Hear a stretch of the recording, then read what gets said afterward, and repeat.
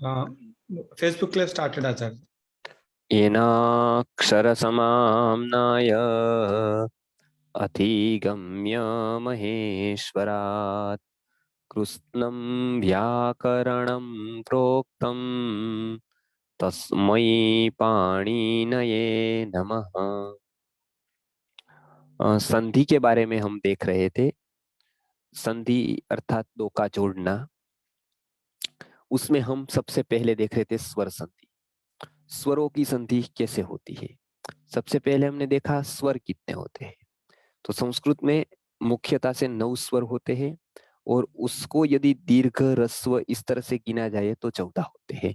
जैसे अ और आ को अलग अलग गिने, ई और ई दीर्घ ई को अलग अलग गिने, उ और ऊ को अलग अलग गिने, रू और रू को अलग अलग गिने तो 14 होते हैं। तो उस तरह से हम मुख्यतः से 9 है, अ ई उ रु लृ ए ओ ऐ औ, इस तरह से हमने दिखाया था। उसमें लृ का प्रयोग केवल वैदिक व्याकरण में वेद में है, इसलिए उसकी बात हम नहीं करेंगे, केवल 8 स्वर की बात करेंगे। तो इस तरफ अ है और इस तरफ कोई भी स्वर आए तो उसका क्या होगा वो हमने देखा था। यहाँ पर ई आए और यहाँ पर कोई भी स्वर आए तो ई के स्थान पर य होता है, ये हमने देखा था। क्यों होता है उसका एक से बहुत सारे कारणों में से एक कारण है कि दोनों का स्थान एक है। ई जहां से बोला जाता है वहां से य बोला जाता है। तो हमारा जो दोनों शब्द पास पास में आते हैं, जैसे सुधी उपास्य या तो शुद्धि उपास्य, सुधी उपास्य ऐसे बोलेंगे और उसको थोड़ी स्पीड से बोलेंगे दोनों को मिलाकर तो शुद्धि उपास्य ही निकलेगा। क्योंकि ई का जो जी जहां टच होती है वहीं पर से टच होती है य बोलने में।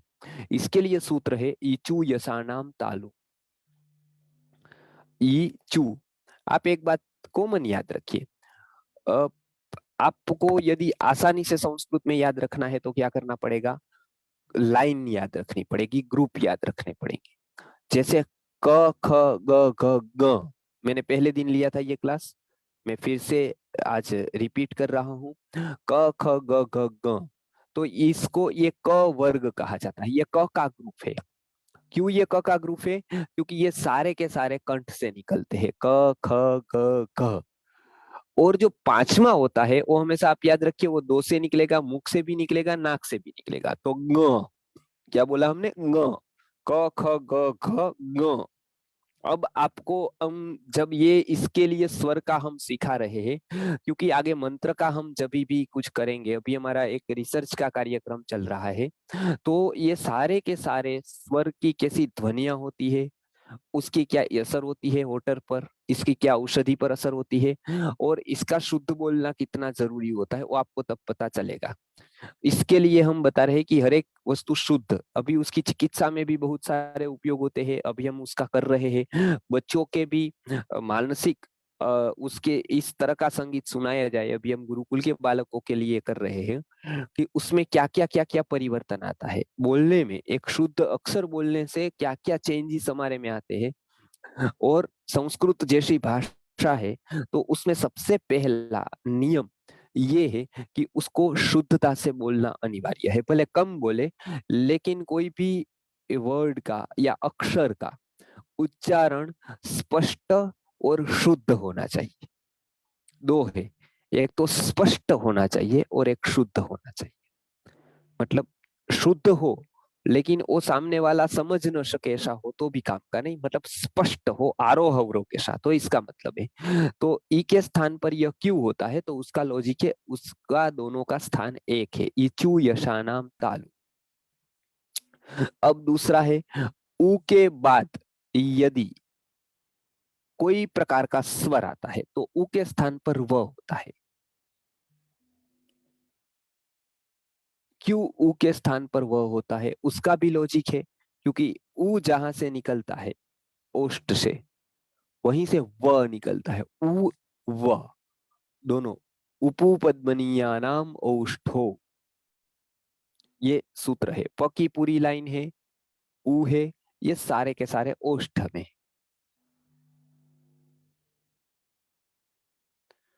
वकारस्य दंतोष्ठम में वकार ओठ से भी निकलता है, दांत से भी, लेकिन ओठ से कॉमन है, तो उकार से, उकार जहां से निकला वहां से ही वकार निकला, तो वो ओठ से निकला, मतलब कॉमन है ओठ, इसलिए उसके स्थान पर वह हो जाता है, उ के स्थान पर। और स्पीड से आप बोलेंगे तो देखेंगे कि वो आप वही बोलते हैं, चाहे आपको पता हो या न हो।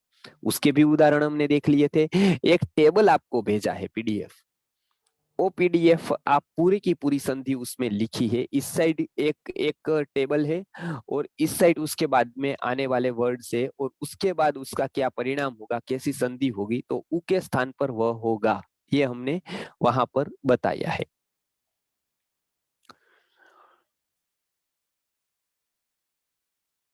साधु आचार, साध्वाचार, शिष्ट आचार में तो अ और अ मिलकर शिष्टाचार हुआ, लेकिन साधु आचार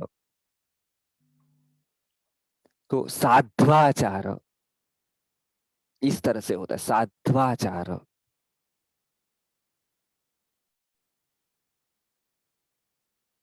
मधु अरी, मध्वरी,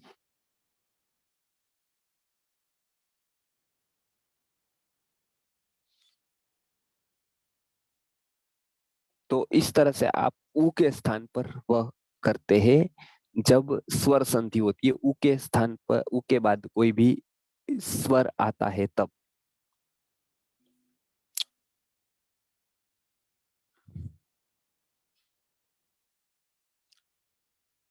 अब रू की बात आती है, तो रू के भी हमने देखा था कि उसमें अर हो जाता है, तो कोई भी उस तरह का उदाहरण है, लेकिन ऐसे उदाहरण कम देखने को मिलेंगे। तो ज्यादा हमको जो देखने को मिलेंगे उसके ऊपर आप फोकस करिए, ऐसे शब्द बहुत बार आएंगे, तो आसानी से हम उसका संधि विच्छेद कर सकते हैं। और टेबल में रू का भी उदाहरण दिया है हमने, तो वो भी आप देख सकते हैं वहां पर। तो हर एक स्वर के वहां पर उदाहरण दिए गए हैं कि उसके बाद कौन सा स्वर आए, अ के बाद, ई के बाद, उ के बाद, तो उसको आप आसानी से समझ सकते हैं। तो ये स्वर संधि में अब आ गया ए। ए आया और उसके बाद कोई भी स्वर आया तो सिंपल है, जैसे हमने ई के स्थान पर य किया था,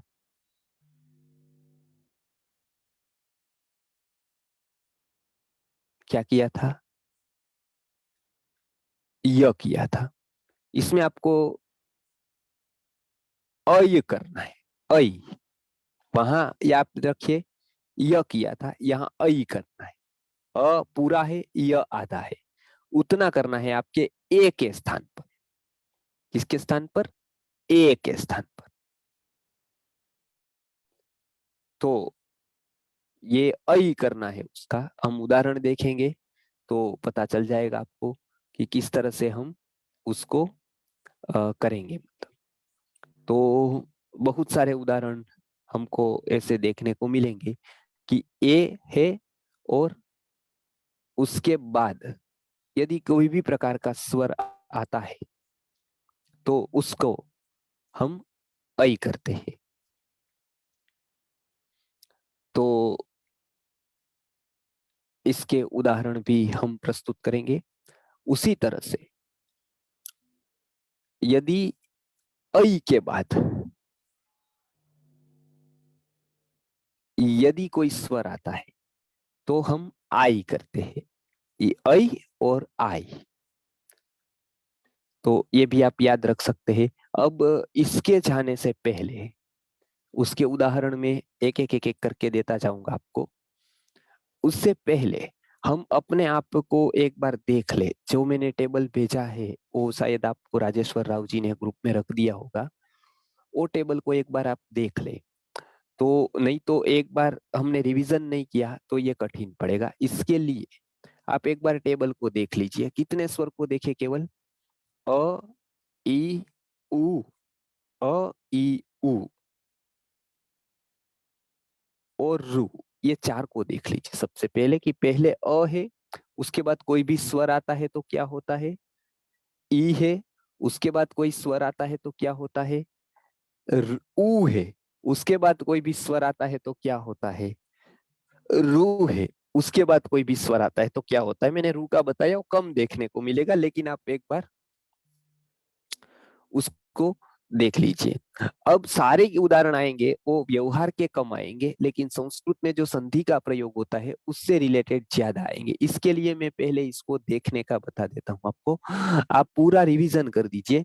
उसके बाद में इसके उदाहरण व्याकरण में अभी मेरे पास है तो मैं देता जाऊंगा, लेकिन ये आपके लिए है, सुविधा के लिए। आप एक बार वो टेबल देख लेंगे तो आपको आसानी से मेरी बात समझ में आ जाएगी। तो ये संधि का हमने जो हम देख रहे हैं उसमें आप अपनी रीत से बनाकर देखिए। जैसे मैंने बता दिया कि यदि ए के बाद कोई भी स्वर आया तो उसको ऐ होगा। यदि ऐ के बाद कोई भी स्वर आया तो ऐ के स्थान पर आई हो जाएगा। और ओ के स्थान पर उस ओ के बाद कोई भी स्वर आया तो औ होगा, और औ के बाद कोई भी आया तो औ होगा, आव होगा। तो ये आप याद रख सकते हैं, ऐ आई औ आओ, ऐ आई औ आओ। औ बोलेंगे तो ओ जैसा ही लगता है वो औ, और ओ के स्थान पर होगा औ, औषध का औ है, तो उसके स्थान पर औ के बाद कोई भी स्वर आएगा तो वो आव हो जाएगा। उसके हम उदाहरण आप पहले तैयार करके दीजिए, मैं फिर बताऊंगा। आपको टेबल दिया है, टेबल में से आप प्रयत्न करें ताकि मुझे पता चले कि आप इसको समझते हैं संधि को। और कहाँ पर आप अटक रहे हैं, कहाँ पर आप ये प्रश्न आ रहे हैं वो भी हमको बताइए। तो उस तरह से हम आपको बता सकते हैं कि कैसी तैयारी करनी, आपको कहाँ अटक रहा है, आप ये पहले की बात समझ पाए हैं कि नहीं समझ पाए हैं। इसके लिए इस बार ऐसे प्रयास किया है क्योंकि बहुत लोग कहते थे कि कुछ समझता नहीं है तो हम उसको कनेक्ट नहीं कर पाते हैं। तो इसके लिए हमने बताया कि एक सिंपल है, आप उसको पूरे टेबल को देख लीजिए। अ की लाइन और बाद में इस तरह की रो है, लाइन है, उसके बाद यहाँ पर है कुछ बाद में है, और उसके बाद क्या क्या होता है वो सब उसमें लिखा हुआ है। आप वो टेबल सामने है तो देख सकते हैं, ग्रुप में रखा हुआ है, नहीं तो अगली बार जब भी आप ज्वाइन हो तब वो पूरा टेबल तैयार करिए जैसा आता है सा। फिर मैं बहुत सारे उदाहरणों के माध्यम से आपके प्रश्न के बाद में समझाऊंगा।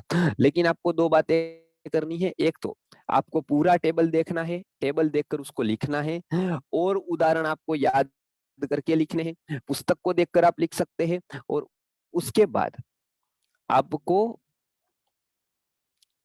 यहाँ पर बताना है कि किस तरह से कौन सा, बाद के उदाहरण मैं आपको दूंगा जी। तो इस तरह से हम आगे बढ़ेंगे ताकि पहले आपके प्रश्न हो और उसके बाद में जवाब दूं तो ज्यादा याद रहता है।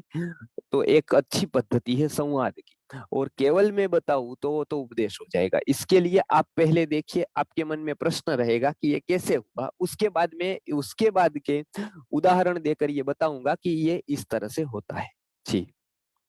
तो अभी आप ज्यादा से ज्यादा वाक्य बनाकर भेजिए, उसके बाद में उसको सही गलत, कितना सही कितना गलत, कहाँ आप गलती कर रहे हैं वो मैं बताऊंगा आपको जी। हम्म। आप बताते जाइए वाक्य लिखकर तो मुझे पता चलेगा। जैसे कोई भी स्वर का एक एक स्वर का भी आप देखेंगे तो और लोगों की भी प्रैक्टिस होगी, उसका रिवीजन होगा। और अगली बार हम पूरे स्वर का पूरा ले लेंगे एक बार, और ऐ औ आई आउ का भी बहुत सारे उदाहरण देने वाले हैं। लेकिन पहले हम ये पहले कर दे कि इसके उदाहरण आपको समझ में आ गए हैं तो आप उसके वाक्य लिखकर भेजिए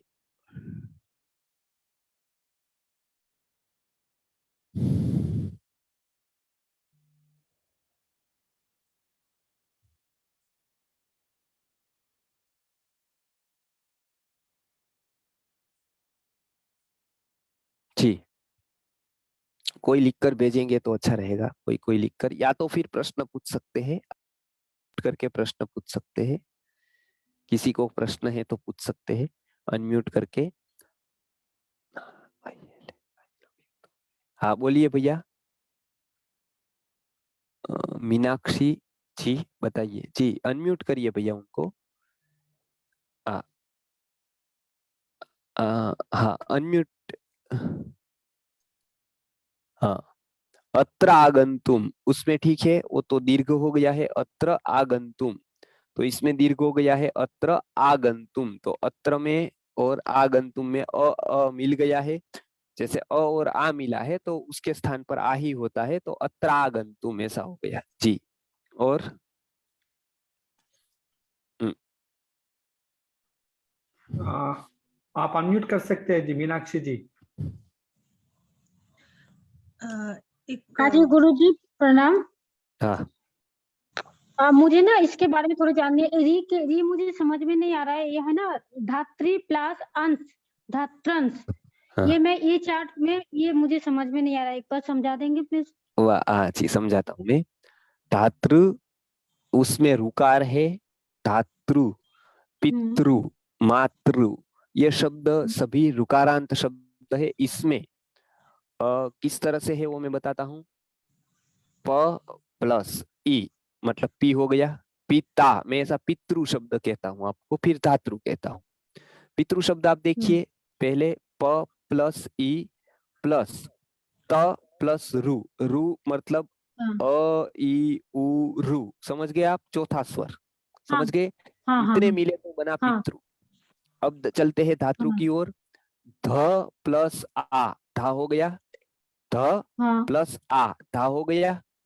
आप एक बात हाँ याद रखिए, एक को व्यंजन और एक स्वर से मिलकर पूरा का पूरा लगभग लगभग सभी अक्षर बनते हैं, समझ गए। ठीक तो है। धा हो हाँ गया। हाँ धा मतलब ध है, पहला ध है प्लस उसमें आ मिला तो धा हो गया। हाँ फिर त है, हाँ आधा त हो गया। आधा त मतलब केवल त, उसमें कोई स्वर मिलेगा, अ मिलेगा तो त पूरा होगा, आ मिलेगा तो ता होगा, ई मिलेगा तो ती होगी। हाँ लेकिन उससे पहले केवल वो आधा त था, मतलब समझ गए, उसको आधा हाँ त मतलब व्यंजन कहते हैं। अच्छा। ओ त में क्या मिला, रुकार मिला, ऋषि वाला हम्म रू उसमें मिल गया। तो हम्म क्या हो गया, धातृ। इतना हुआ, अच्छा। हाँ धातृ हाँ हुआ। अब आगे जब भी स्वर के बाद स्वर आए तो स्वर की संधि होती है। किसके बाद क्या आए, स्वर स्वर के बाद के अगर बाद स्वर आए। स्वर आए, बराबर। अब हाँ धातु में आप देख सकते हैं स्वर है अंत में।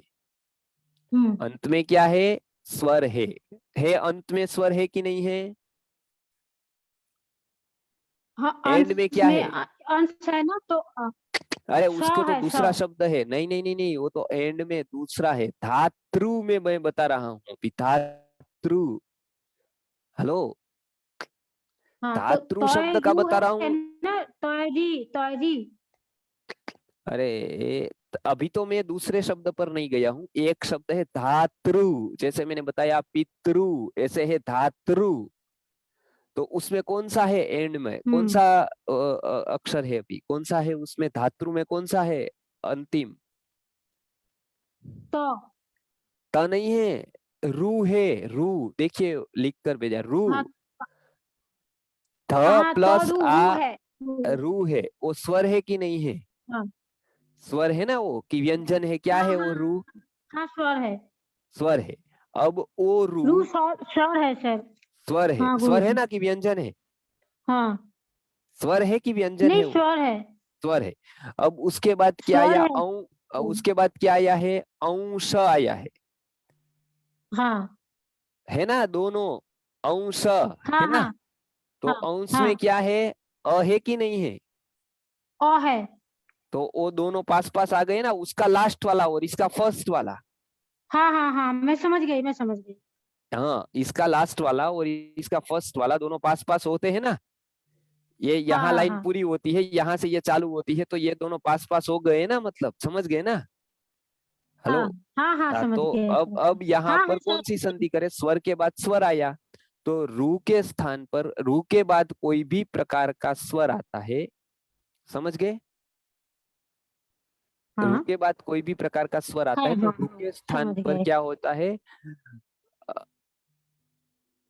रू के स्थान पर अर होता है, ये सामने बताया था पहले। हाँ हाँ हाँ अर होता है, अर। अब हाँ देखिए, रू के स्थान पर अर हो गया, अर हुआ। हाँ अब क्या था, धा प्लस त हाँ आधा था, अर हुआ, हाँ अर हाँ हुआ। प्लस अंश तो है ही है, बराबर है। हाँ तो हाँ धा त को अ ज्वाइंट हो गया, समझ गए ना आप। हाँ तो इसके लिए धा सॉरी रु के स्थान पर क्या हो गया, र हो गया। मेरी भूल हो गई, रु के स्थान पर क्या हो गया, र हो गया। हेलो हेलो, रु के स्थान पर र मैं गलत बोला, अर नहीं र हुआ। क्या हुआ, रु के स्थान पर रकार को करना है, अर मैं भूल से बोल गया था, वो दूसरी जगह आता है, लेकिन र हो गया। तो यहाँ पर क्या हुआ, धा हो गया, त हो गया, फिर रकार हो गया। आप समझ गए ना, रु के स्थान पर हमको रकार करना है, र सिंपल है, र करना है। तो रकार हो गया वहां पर, और बाद में अंश है, तो धा त आधा र आधा अ अंश ऐसा हो गया। तो धा त र अंश, तो क्या हो गया, धा और त दोनों जब आधे आधे होते हैं तो ज्वाइन हो गए, तो धा त्र हुआ। क्या हुआ, त्र, त्र में त्र आधा हुआ, त्र में अ जुड़ गया, तो धा त्रंश ऐसा बना। आप एक याद रखिए उसको, त्र त्र एक ऐसा है, त्र त्र की बात मैं बताता हूं आपको।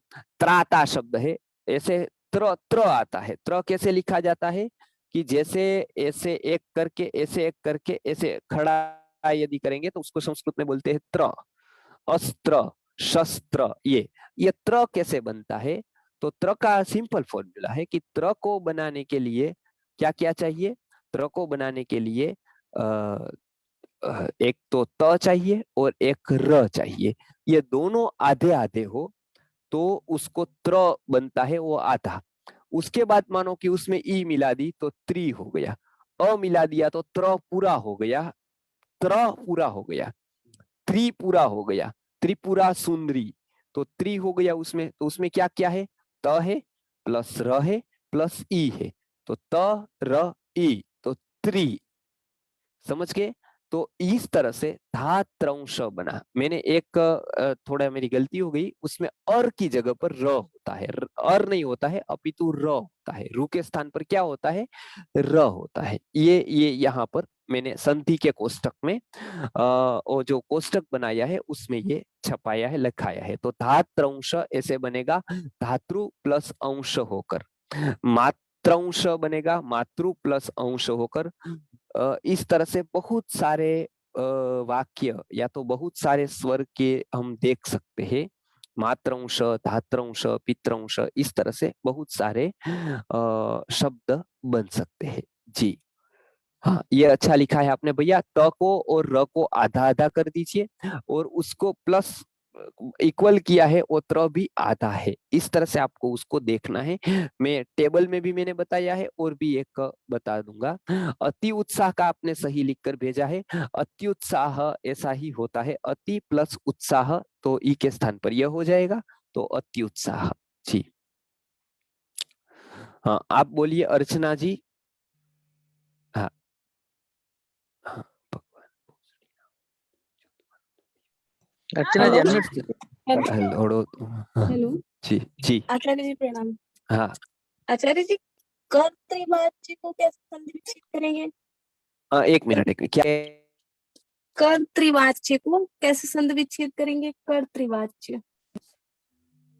हेलो। हेलो हाँ हेलो हाँ बोलिए।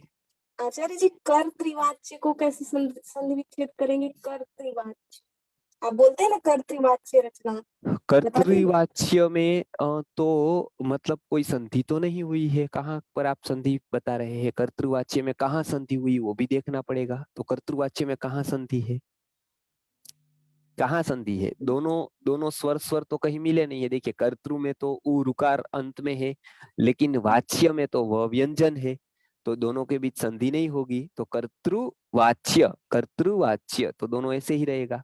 समझ गए ना आप? हाँ हाँ आचार्य जी हाँ, समझे। तो वो तो स्वर और व्यंजन बीच में पास पास आते हैं तो कुछ नहीं होता है।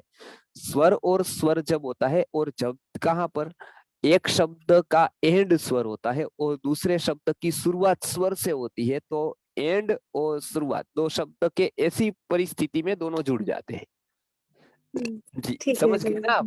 हाँ, जैसे हाँ, हाँ, आप सभी उदाहरण देखेंगे तो कैसी परिस्थिति होती है कि एक पहला शब्द है, उसका एंड स्वर होता है, और दूसरे शब्द होता है उसका शुरुआत का स्वर होता है, तो दोनों मिल जाएंगे क्योंकि उसका एंड का है, इसका शुरुआत का है, तो दोनों मिलेंगे तभी स्वर संधि होगी।